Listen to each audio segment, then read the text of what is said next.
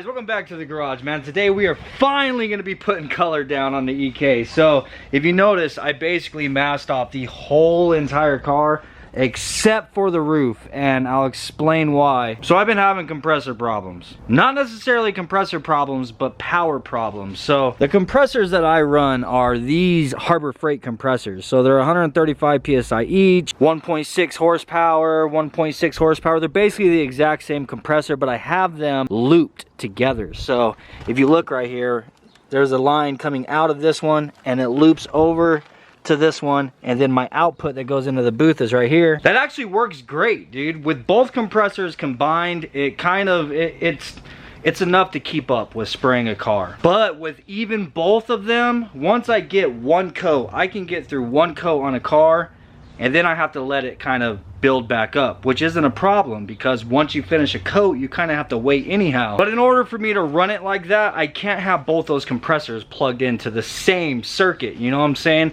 I have to run an extension cord to one side of the house and then run an extension cord to the other side of the house in order to run them, or else I would just be popping breakers. So one of the compressors where I normally have it plugged in, it completely burnt that breaker up. So yeah, I know, sounds like a fire hazard, right? That's because it most certainly is. So long story short, man, I only have one compressor running right now. I've tried to plug it into other places of the house, but no matter what, it just keeps popping a breaker. And it's because you really shouldn't be running a compressor like that off of a really long extension cord. It makes them draw even more. But anyhow, I'm not going to get into the whole electrical side of it because I'm not an electrician, but I'm down to one compressor, and with one compressor there's absolutely no way that I'd be able to spray this car all as one, you know what I'm saying? I can move up the body and I would probably get to about right here and I'd be running out of air pressure. And then for me to continue over the roof and then have to walk around and pull that way and do the entire other side of the car, it's just not gonna happen, bro. So today I'm gonna be showing you guys a method that you can do if you are having the same kind of issue like me,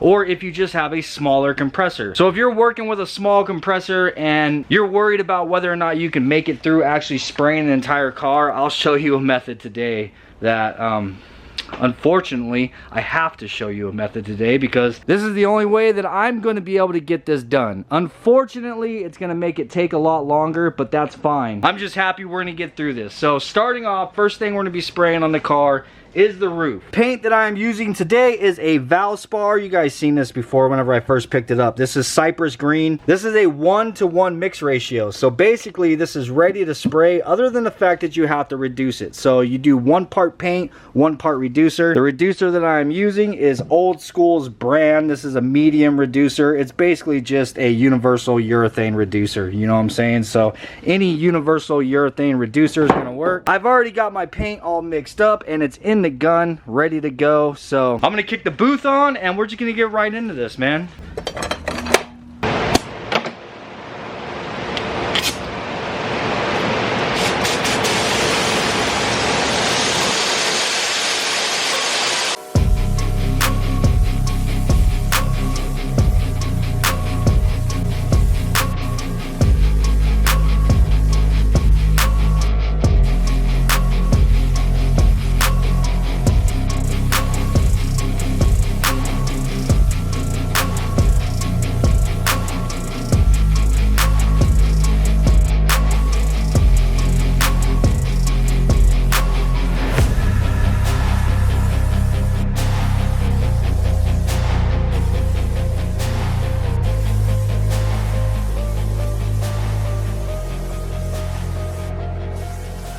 Alright, I did 3 coats of the base and now we were just waiting. It's been, I would say, about 10 minutes. So it is dry to the touch. That's basically all you want. And now we are ready for clear coat, in which I am using this Toucan. This is a C400.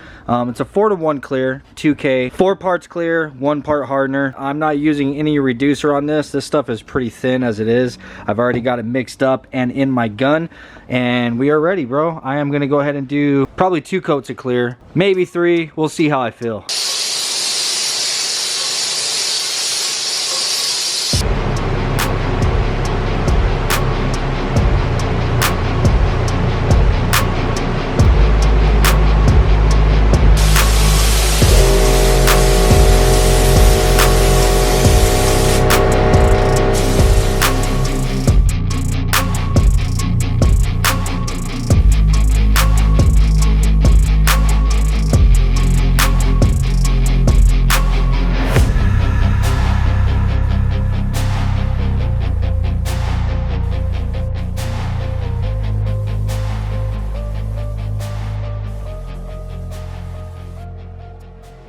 All right, so now we have the roof completely done, dude. The roof has 3 coats of base. It has 3 coats of clear. I have let this now sit for about an hour, and it is dry to the touch on the tape surrounding it. So now what I need to do is go ahead and remove all this masking because we no longer need it.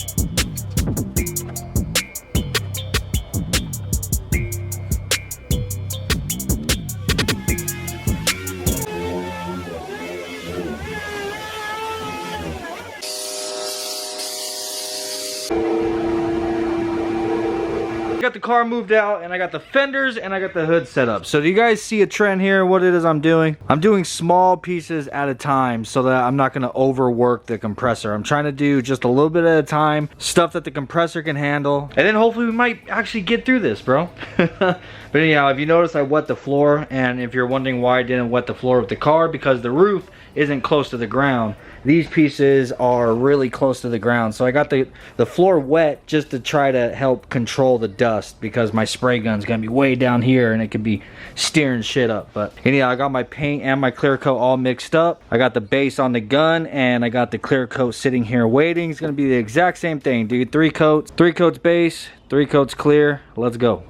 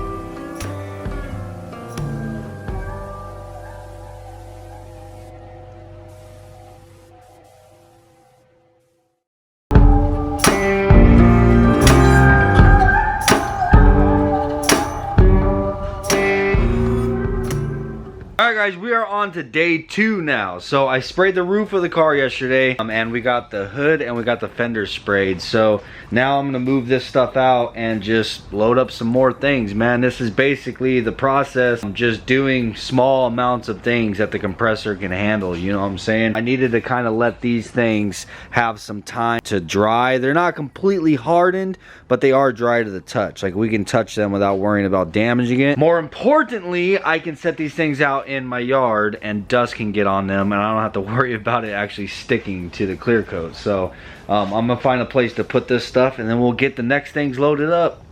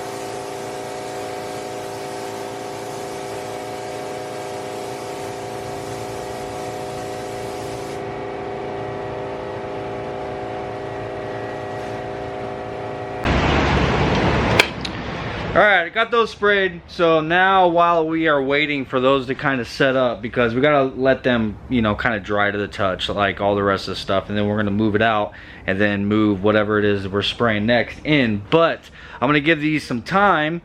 I need to run down to Old School because I already used all of my reducer. This thing is completely empty, and I need that in order to spray anything else. And I am just about out of clear coat, so there's a very little bit left inside of here, and that's not going to be enough to finish this. So we need to go buy clear coat and more reducer. Go spend more freaking money, bro. Alrighty then, we're back. Yeah. More clear coat, more reducer. Dude, this is becoming a really expensive paint job, I gotta tell you. Whew, God, bro. That color looks so freaking amazing. Ooh, and we're ready to move this stuff out.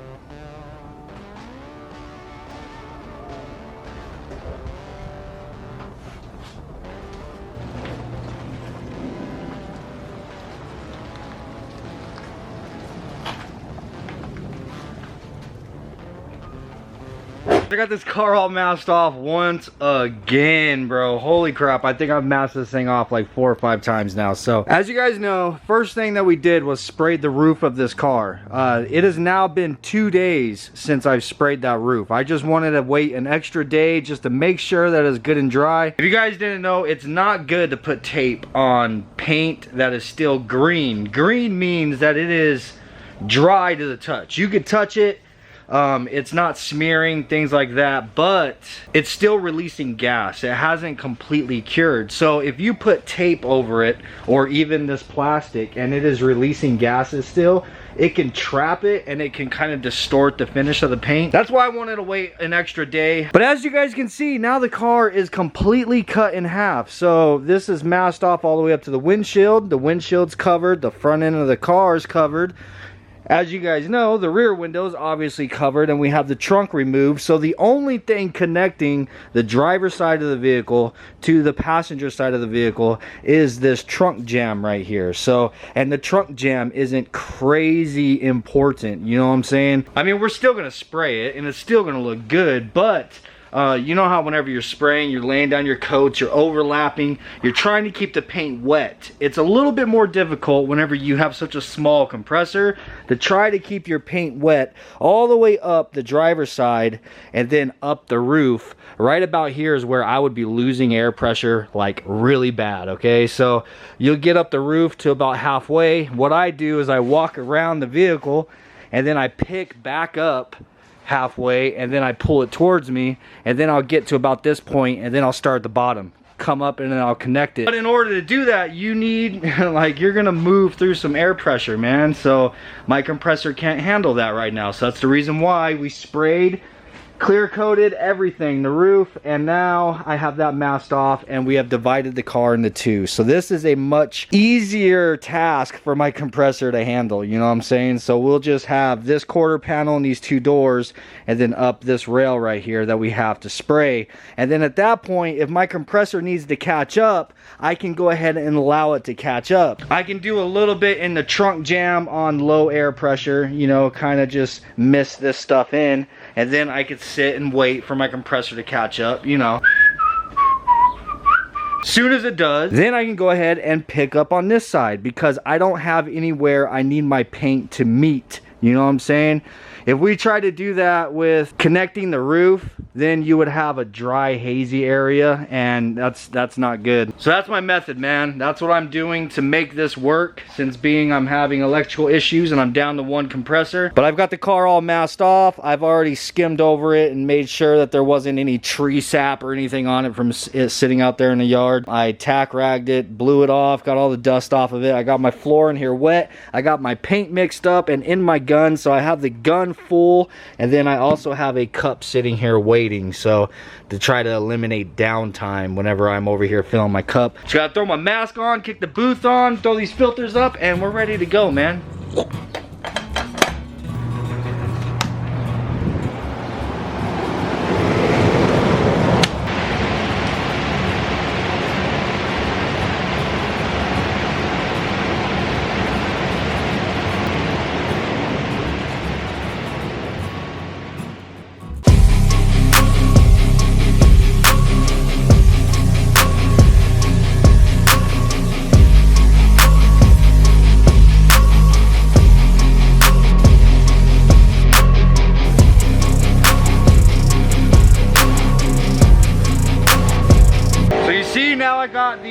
entire driver's side spray. This is just one coat. And I did this area, I did the trunk and everything. But now I'm down on air pressure, so I need to wait. But that's fine, because I'm not trying to drag a wet line. I don't have anything that I have to connect back up with. Once my air pressure builds up, like I said, I'm just gonna pick up and start on this side. Easy peasy. Takes a little bit longer, but you can make it work.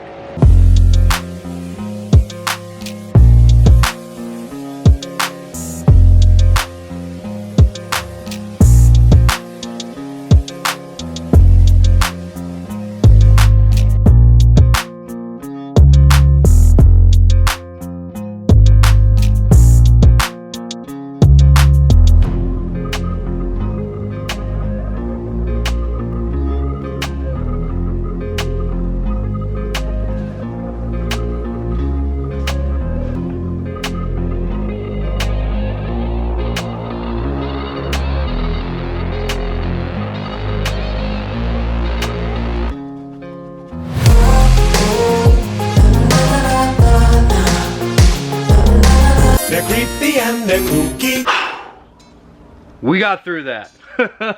Holy crap, man. That was some work, dude. It really was. It's a lot more work trying to deal with things like the compressor problem, you know what I'm saying? In an ideal world, I would love to have a much larger compressor on top of concrete inside of a booth that is not constructed out of 2x4 and tarp. But you can make these things work, man, and that's what I'm trying to show you guys. So now we have our 3 coats of base down. I just finished spraying these 3 coats, so now it is dry to the touch. It has probably been about, I want to say 20 minutes or so. It's really hot out here right now, so you just want to wait for this stuff to basically be dry to the touch. So anywhere you have your tape, you can come back and fill it, and you're not smearing it. It's not sticking to your fingers, you know what I'm saying? That is the perfect time to go ahead and apply your clear coat. More than the perfect time, that is the time to apply your clear coat. Do not spray color down like this and then think, okay, that step is done, I'll clear coat the damn thing tomorrow or something, or come back in a few hours.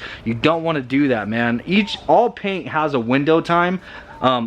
I don't feel like looking up the window time on this, but just to let you know, if you want to, whatever paint or whatever product it is that you are using, look at the window time that you have before putting down a clear coat or even another coat of base. As long as you are within that window time, some paints are a few hours, some paint you have 24 hours window time. But the problem, if you let this completely dry and then go over it with clear coat, the clear coat does not bind to the paint chemically like it's supposed to, and you will get separation like this car had before we started, before we started this whole fiasco. That's the reason why this thing had so many problems, is because they let that base coat dry completely. They must have, before they put clear coat on, because you guys seen it. There are spots where there was like a rock chip and then it just spread a big old air bubble between the base coat and the clear, and that is exactly what that is from. I've already got my gun cleaned out. I already mixed up my clear coat. I've got the gun filled up, and I have another